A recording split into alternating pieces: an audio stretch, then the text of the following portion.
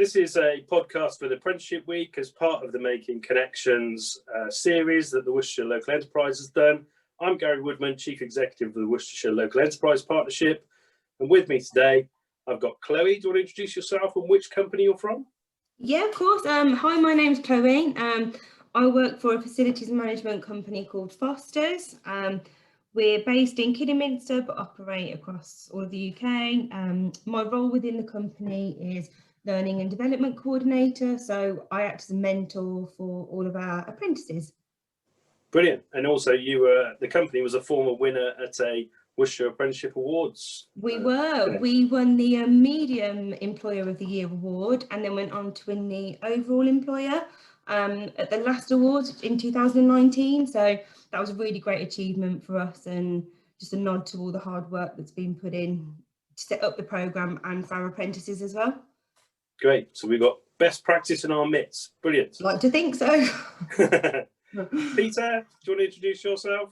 Hi, yes, I'm Peter Little. I'm the Head of Learning and Development at Worcestershire County Council. So whilst primarily looking after all learning and development for council employees, we also work in conjunction with our partners and offer up a vast majority of learning to our partnerships across the Worcestershire conurbation as well. Brilliant. And obviously the county being one of the county's biggest employers as well. Yes. Means you've got plenty on your hands. We have, Chris? thank you. Good afternoon. So my name's Chris Morris. I'm the Apprentice and Future Workforce Training Manager at withYamazaki Mazak. So we're one of the largest employers in Worcester. We produce CNC machine tools. We've been in Worcester since about 1987, employing around, I think it's about 850 people. Japanese family-owned business. I think they've been around since 1919, so we've been around for a long time. Yeah, and another Apprentice Awards winner in terms of Mazak, by the great work that you guys do. And award-winning apprentices as well. Very true, yes. Yeah. And finally, Sarah, do you want to introduce yourself? Yeah, hello everybody, my name's Sarah Foster. I'm the Apprenticeships Manager for Worcestershire County Council, working to Peter in rolling out the apprenticeship strategy and trying to encourage more apprenticeship opportunities across the whole organisation. Great. And perhaps if I come to you first, Chloe, why does the business kind of see apprentices as, kind of key to their sort of the way the business operates, but also how they're integrated into the operation? I think apprentices are really key with Fosters. The programme kind of started in 2015. We started by initially taking on apprentices in business admin roles and account apprenticeships. We've employed apprentices every year. The majority of our apprentices go on to further careers within the company, but we get the real sense from the apprentices that we've been lucky enough to have is a real level of maturity. One of our most recent ones, a lot of our current employees thought they were about 20 something because of just how they came into the business, how they adapted so quickly. Leaving school at 16 and going into a work environment that you're not used to is really quite a daunting experience. And I think we really understand that at Fosters. We like to build great relationships with our apprentices and just really see them do well in their time with us. Great stuff. And many do you take them through the apprenticeship programme and on into be employees of Fosters? Yeah, like one of our original apprentices back in 2015, she's actually about to take on a role as our HR manager. So she's really, started straight out of school and has worked her way up to quite an important role within the company. So we really like to offer them the opportunities to develop. We'd like them to go on and do further qualifications, support them in that, their personal development. It's quite a close-knit community within the company with the apprentices. Brilliant. And over to you, Chris. How many sort of apprentices does Mazak have on a sort of annual basis, and how do they integrated into the operation of the company? Well, we've got currently 58 apprentices throughout our factory, covering mechanical, sheet metal, electrical, mechanical areas. and we usually tend to recruit around 18, 19 each year. And I'm proud to say, even during the challenging times that we can't really get away from over the last 12 months, we still carried on and continued a similar number again for 2020. And I don't think there are many employers within the country that can say that, because we just find we need to keep building for the future. Hopefully, with what's happening at the moment, it's short to medium term, but we think it's so important to keep planning and thinking ahead. So our apprentices start at the training centre at the Worcester Group Training Association, where they're learning those vital hands-on practical skills, which they can then apply within the factory. So when they come and join us within the factory, they spend time going around various areas of the business.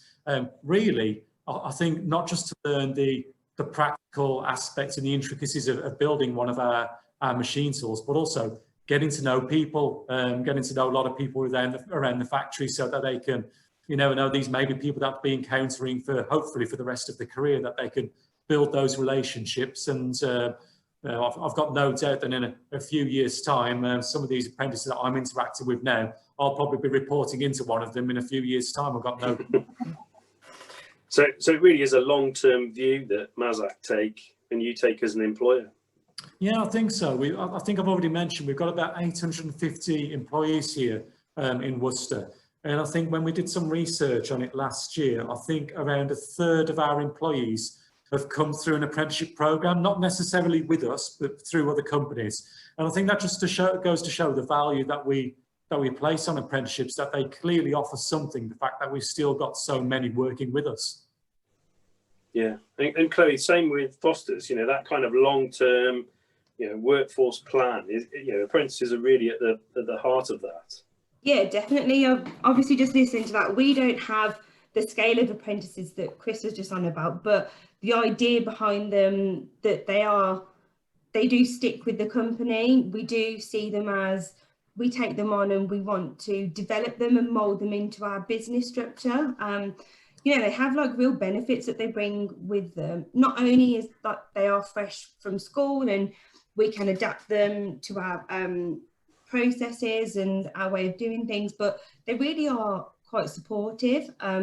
We've had a lot of new software implemented this year, and obviously younger people coming into the company have more knowledge of these things, and they've supported other members of staff who have found it tricky. They have a real sense of supporting each other, our apprentices, both in Phosters work and with college work. And yeah, they're just a really great attribute to the company. It's really lovely to stand back and just watch somebody progress as they do. You know, doing reviews with college mentors is such a nice thing, to just appreciate all the hard work that they put in. Yeah, fantastic. And I suppose the two examples are really, you know, Mazak's a very large business, you said 850 people, but Phosters a smaller business. But if we move into sort of the public sector, I suppose first question will go to Sarah in terms of how do apprentices, you know, when you hear some of those examples, you know, I assume it's very similar in a sort of public sector setting. Yeah, absolutely. So likewise, exactly the same way as Chloe's just described, really. We're all about, you know, getting the right apprentices in, supporting them into real jobs so that they learn while they're on the job. Just so that, you know, we've got a vast array of departments and services offered by the local authority. And just picking up there on Chris's point about numbers of apprentices, we've currently got over 130 apprentices across the organisation at the minute. So it's getting that real valid experience for all of them. Not all new recruits, some of them we're investing in our existing staff so that they can develop and through the organisation, which of course then leaves opportunities for newer recruits to come to, you know, to replace those. So apprenticeships absolutely do form part of our long-term workforce plan. Yeah, and Peter, to you, in terms of, you know, I suppose that long-term workforce plan, there's lots of, you know, so the county council, I suppose, you know, what do we kind of look at the councils and think, oh, you know, they do waste, they do roads, they do care, they do schools. I suppose give us a flavour for the range of stuff that, you know, you could do if you were an apprentice within the county council. Well, yeah, so I'd almost go as far as say the range is infinite, but I guess there is a limit on it. But you've mentioned some of them there. I mean, I was amazed at how diverse it is, the operations that exist. So, you know, you can work within learning and development, and for start with my own house, and then you've got HR, we've got communications teams, finance teams, engineering teams. If we look at the Worcester Southern Link Road, you know, that's been led out from the council, as is the construction of Parkway.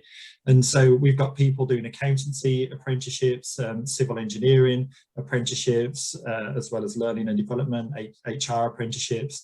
A lot of the workforce is focused on frontline social care, and we've got a lot of people out doing social worker apprenticeships and social care apprenticeships. And then you've got generic managerial ones as well, which are really important for anyone in their future managerial development. We've got a lot of people on team leader apprenticeships and senior manager apprenticeships. So we've got a real broad range from both technical and general management ones. Yeah, and sort of as HR in the business, and perhaps Sarah, you as supporting those apprentices, what sort of support do you give to those apprentices on a sort of day-to-day basis? What do you find that you have to do to sort of keep them engaged and working and all those kind of things? So we're really lucky in the council. We are an employer provider ourselves, so we can provide some apprenticeships to some of our staff. So those people, they get the full package of support, really, right from when they're thinking about enrolling, or if it's a new apprentice, we even work with line managers before they even recruit, so that we get the right apprentices and we can manage people's expectations. So all throughout the programme, we keep in touch with them, where as an employer provider, we provide lots of support sessions, study sessions, workshops to take them out of the business, to give them that underpinning knowledge, to create that cohort feel, really, so that they support one another and able to move themselves along. Because what we want to do, as all apprentices, is move them from being reasonably dependent to a point where they are absolutely independent people and professionals in their own right. So there's all the pastoral care and the learning support that we would expect to offer. Also, you know, being an employer provider, we can have conversations with managers and teams so that they are fully prepared to take on an apprentice as well. So we're trying to create that learning environment across the whole organisation. And where we support apprentices that are with external providers, of course, we're that link that we can, again, make sure that they're progressing well, just keeping an eye that the training provider is supporting them in the way that we would expect. And then, of course, you know, making their achievement known to the rest of the organisation when they qualify at the end, and they don't just get to the end, qualify, and it all fizzles out. We do, you know, try to celebrate that as well. And Gary, let me add a few things in there if I may as well. And one of the key bits of support, in addition to the fantastic work Sarah and the team do as well, is the managerial support that we're getting. There's an increasing appetite and awareness and understanding of the value that apprenticeships can bring, and managers are getting increasingly supportive of and seeing the power of it for not only upskilling the workforce they've already got, but growing future succession pipelines and really seeing the value. So that's really important as well. The other really important thing that I wanted to mention as well is, so for other employers out there, we at the council here can help pay for your apprenticeship training. So we're really aware that smaller organisations don't have their own apprenticeship levy fund, and this is where we as a council can help by transferring some of our fund to help local businesses as part of the levy transfer option. So we're absolutely over the moon that so far this financial year, with the support and assistance of the local enterprise partnership, so thank you Gary for you and your team, we have transferred so far £140,000 to 17 local businesses across Worcestershire, and that has been able to fund 41 apprenticeships to support local businesses and local economy. So, you know, we're really keen here at the council to use this levy transfer as much as possible to support local businesses by funding apprenticeships, and particularly when they employ care leavers or those with education healthcare plans, or are long-term unemployed or from a disadvantaged background, or where they're just recruiting those really hard to fill vacancies. we can help, so people should absolutely get in touch. That's fantastic. And as COVID, we can't get away from it in the sense of, has that changed the way you operate in any way? I suppose it's had to change. Does anybody else want to come in? Sure. It's had to change the way we operate, and obviously other people can give their own take on it, but it hasn't dampened the spirit or enthusiasm. And actually we ran a communications campaign at the start of the summer, and as a result we've seen the appetite for apprenticeships grow exponentially. And Sarah's already mentioned we've got 130 currently on the go, but we've also got the last count 43 waiting in the wings that we're due to enrol and start at various points in the coming months. So it hasn't dampened the spirit. We've had to adjust the sales slightly in the way that some of these are delivered, but it's still going really strong. Chloe, did you want to come in there? Yeah, I was just about to say, actually, as a business, we have pretty much worked remotely, all of us based at head office, which includes our current apprentices. And for them to just be able to adapt to working from home, not having that face-to-face supervision and interaction on a day-to-day basis, yet carry on with their day-to-day duties and still produce high-quality work, I think is a real credit to our apprentices. This is all unknown territory for all of us, let alone when it's your first job, you're young, you're used to having that support in the office. And I think that just shows that they're incredibly focused, they're driven, they're trustworthy, just great skills for them to carry on in life and through their working career. We've been really impressed. Great. And what about you, Chris? Because obviously Mazak's not a business that can all work from home. Yeah, so of course, unfortunately, you can't build a machine tool from your bedroom. I think if we could. So it does bring its challenges, but I like to try and be positive about things and think of the opportunities that it's created as well, in terms of working that a little bit differently. I think a lot of it comes down to trust as well. I think I've always found that if you put your trust in a young person, then in most cases they will repay that. And I think we talk about making that transition from school to the working environment. And I think it's about kind of, if you treat them like adults and you give them that responsibility, a lot of them really value that and want it because they're fed up of being treated like a child when they're at school. So they want to be treated like an adult. So for me, being able to adapt to how we do things at Mazak, yes, we're quite proud of the COVID secure environments that we've created in our factory and trying to make people feel safe while they're working, because we can't get away from that practical hands-on skill, which is absolutely vital, because I think that's always been the advantage of doing an apprenticeship, is getting that hands-on experience, which you maybe wouldn't get from doing perhaps your A-levels or degree. So for us, it's just adapting what we can do remotely. We do remotely. A lot of our reviews, in terms of, you were talking earlier about the pastoral side of things, we do a lot of that remotely. Things I have to admit, I never even used WhatsApp before COVID came along. WhatsApp groups with my apprentices, which is great in a lot of ways, but when you got them sending messages over the weekends, it's sometimes a little bit much, but still we're there for them, support them throughout 24/7. But no, coming into the factory, working safely, we've adapted how we do things in terms of some of the tasks that we were able to do with them. But again, when I talked about the opportunities at the moment, if it's not appropriate to put an apprentice into an area because we maybe find the social distancing more of a challenge, we look at other areas of the businesses that they can benefit from, which they maybe wouldn't have been able to if we weren't in this situation. Well, okay. And Chloe, I suppose, what one piece of advice would you perhaps give to a small employer who was thinking of hiring an apprentice? I think if you're considering taking on an apprentice, I think you've got to make sure there's the place in the business for an apprentice. You know, a lot of people just see them maybe as like a young workforce coming into the business, but you do have to give a lot to get a lot from them. These are individuals who are coming from a school environment, not a working environment. So I just think it's making sure you pick the right apprentice with the right skill set for the right role, and that you've got a dedicated person who can give them the time when they first start. You you know, I'm mentor to our apprentices, but they also have their line manager.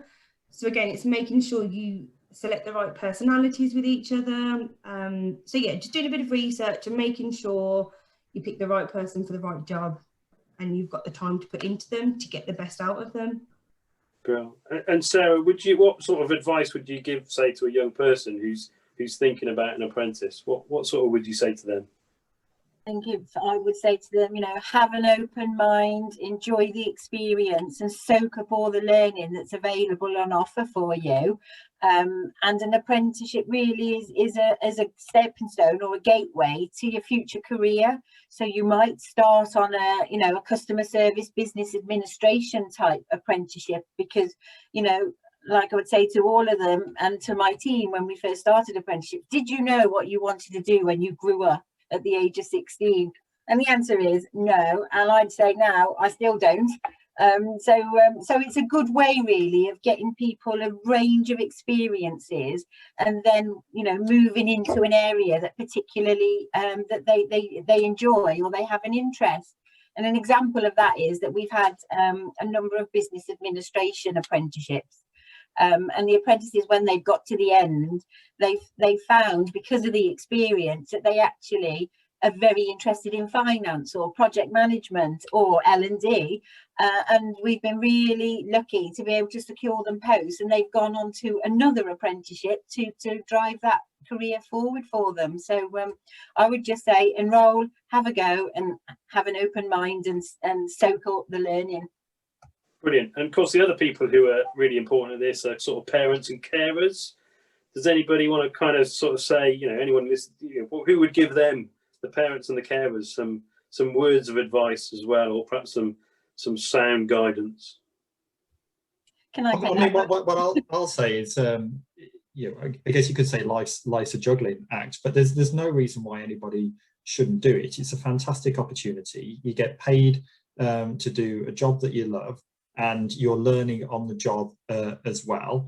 And so if I think about to my career, several qualifications either during school or after school, the qualifications that I actually enjoyed doing the most and were the most relevant were the ones where I was doing it on the job. So back when I was learning, it was MVQs and did a postgraduate diploma. But it's exactly the same premise as the apprenticeship program and what it offers about upskilling you, giving you that experience and confidence relevant to the job, so you're able to apply it immediately, and it just, you know, your careers will flourish as a result. So I can't see any downside to doing it. Brilliant. Anyone else want to pop in? Yeah. Sorry, carry on. You go ahead. I was just going to say that I didn't do the apprenticeship route. I finished high school, did A-levels, did an undergraduate degree, then I actually went to work for Phosters for a year, then did my PG dip ed and was a primary school teacher for 4 years. If I now had the opportunities that young people have now, I would 100% consider an apprenticeship. From my current role now and experience and a bit more about the apprenticeship programs, they are such a great tool to experience work without losing that education bubble and earning money on this along with it. I just think they just offer so many opportunities, and you learn skills that you wouldn't from a textbook in a lecture theatre somewhere. So I just think they are really quite amazing things for young people to do. Brilliant. Chris, and then we'll let Sarah have the final word. Yeah, so going back to the point about parents, in normal times when we're able to go into schools and do a lot of careers events and parents' evenings, etc., I get to speak to a lot of parents who are maybe a similar age to myself, because when I was 16, 17, there wasn't a huge amount to talk about apprenticeships. I don't think many actually existed. So I think a lot of parents, unless they may be at a company which have apprenticeships in place, we need to do a little bit more to educate the parents about what an apprenticeship's all about, and explain to them that it isn't just about going to college, going to university, that apprenticeships are of equal value, and also just the value that we as employers place on people who've come through an apprenticeship. We know what it involves. We know that they're likely to have built up some practical, essential skills that'll be essential for the rest of their careers.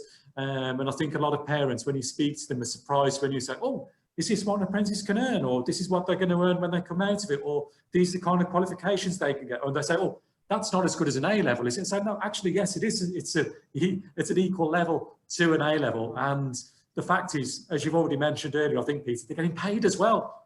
If I can come in there as well, I think Chris is a brilliant point. And one of the key selling points for us within the organisation as well is the levels and the education equivalencies are really important. And so we've got people studying for GCSE equivalents, A levels, degree levels, and we've even got several people on the MBA program. So from a parental perspective, you can really flourish your educational career, professional qualifications in a job with the profession of your choice and get paid for it. So it's great. Brilliant. Sarah, do you want to have the final word? Go on. Sell it to me. Thank you. It's just my plea to parents really, is that just to give them some assurance that since the reforms of apprenticeships, that absolutely all apprenticeships now are proper formal study sessions, giving people and their children real opportunities in real jobs. And some of the myths around what an apprenticeship used to be like, they've all been swept away now. So to parents, I would just say, have an open mind, have a look and work with your daughter or your son just to find the right one, because there will be one out there for them, and it will be the making of them. Yeah. Thank you all. I mean, certainly, trying to get a 16-year-old to think about what they're going to do for the rest of their career, I think we've dispelled that myth. In terms of, it doesn't matter what you start off as, you can change into whatever you want to be. And certainly if you're a parent, an employer, a young person, the Worcestershire Apprenticeship website is definitely the place to go to have a look.